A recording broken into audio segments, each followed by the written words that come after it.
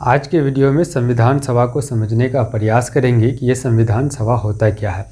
तो संविधान सभा को समझने से पहले इनका जो बेसिक जो कॉन्सेप्ट है इसको समझ लेंगे, यानी इसका शुरुआती जो है उसको समझना ज़रूरी है। आखिर संविधान सभा जो है इनकी ज़रूरत हमें क्यों पड़ी, है ना।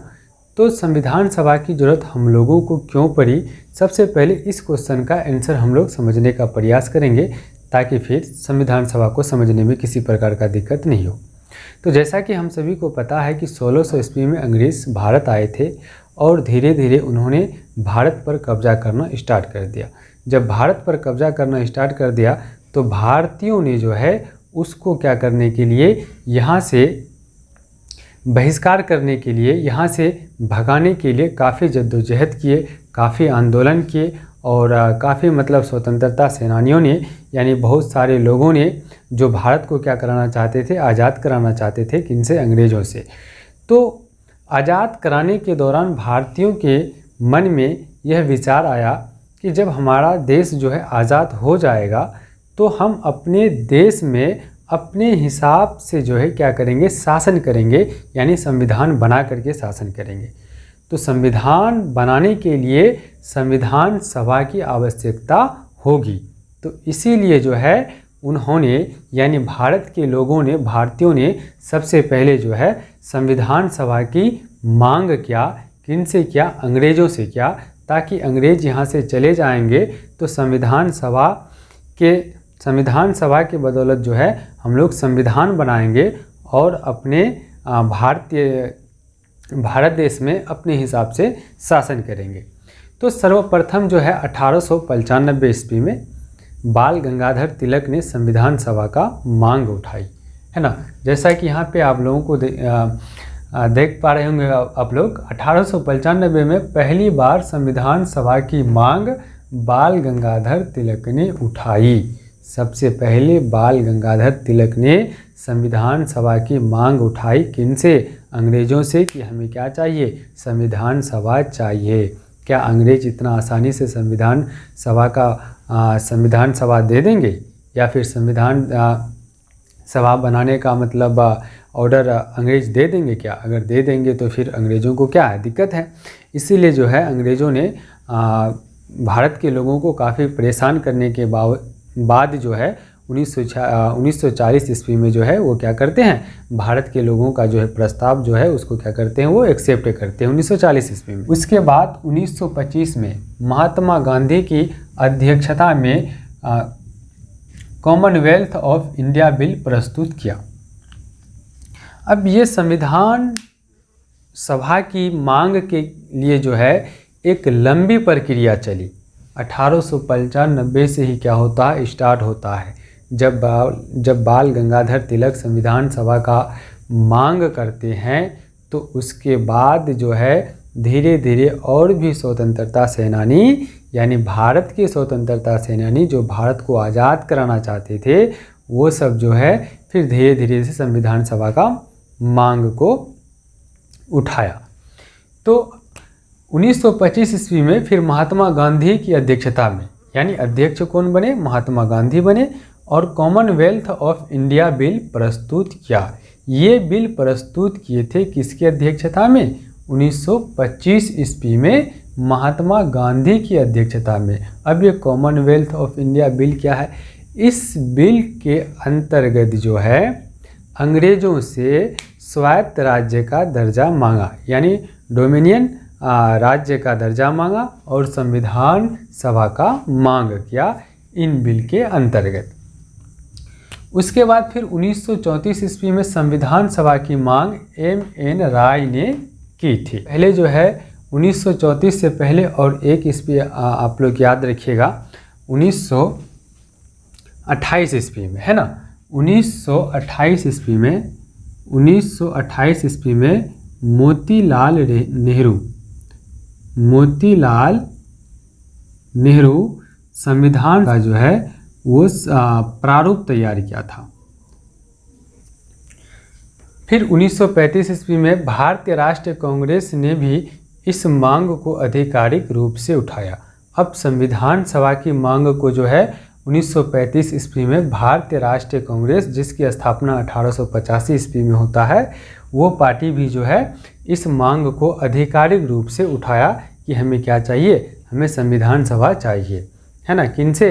किनसे मतलब ये मांग उठाया, ये मांग जो है संविधान सभा की मांग जो किया गया, तो किनसे किया गया, अंग्रेजों से किया गया, है ना। किसके द्वारा, तो भारतीयों के द्वारा। फिर 2 अगस्त 1935 को ब्रिटिश संसद द्वारा भारत सरकार अधिनियम 1935 को पारित किया गया।